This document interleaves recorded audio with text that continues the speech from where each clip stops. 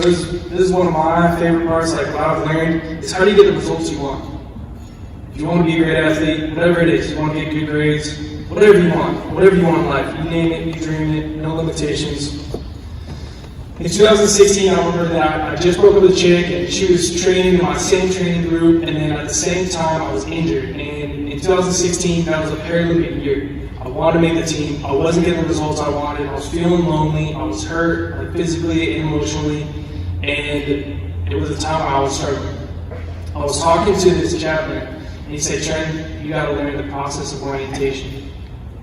And the process of orientation is emphasis or focus on the process rather than the result or the underlying causes. So you have these goals, you have these outcomes, but how do you get that? When you focus on the process, the things day in, day out, like the training, the diet, the sleep, all these things, the technique. Those things get you the outcome. If you focus too much on the outcome, like let's say you're in a meet, let's say you long jump or something like that, you jump whatever, maybe 6 meters or something, and you're like, maybe that's not far for you, or maybe that is. Whatever, if you're focused on that outcome and jumping farther or whatever it is, then you're not likely to do as good as if you were to just focus on the process of pushing through the first phase, transitioning, getting up tall, and accelerating through the board. If you focus on the process, you'll get the result. Don't worry about the results, those will come. When you're going through challenges, and as you're focusing on these things, focus on what you can control, not what you can't control. Just like COVID-19, everybody experienced it. Everybody did. It was out of your control. All you can do is focus on what you're going to do today. All right? How can you get better? When you focus on what you can control, especially like let's just say for a track meet, for instance, just to relate real quick. You're at a track meet. There's some people that are going to deal with the stress all sorts of ways. Some people are going to talk to you because they're nervous. Some people are going to have headphones in. Some officials are going to be rude. You know, you're not going to get along with certain people maybe. But if you want to excel and you want to do really good, all you got to do is focus on you. It's in here. Just focus on you. And at the end of the day, then you go do whatever you want. All right. So what I recognized was during the process of orientation, I'm like, okay, we got 24 hours a day. That's the most valuable asset that everybody here has, is time. You can't get that back. You can't get that back. 24 hours in a day, sleep 8 hours. You got 16 hours a day to get better. Everybody's on an even playing field. What are you going to do in those 16 hours?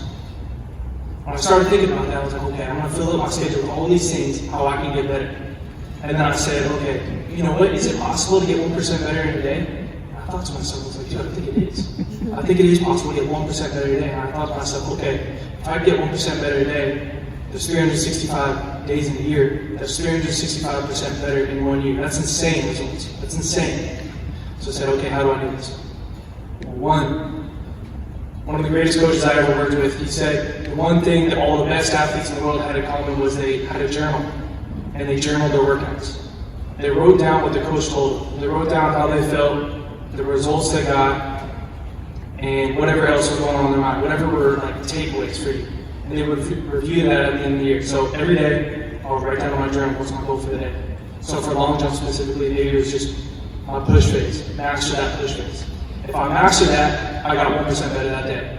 And what I found was, if I focus on that, and I visualize before practice, I see it in my mind, I can feel it in my body as I visualize it, and then I go out to practice and I do it, I was more likely to do it every single day.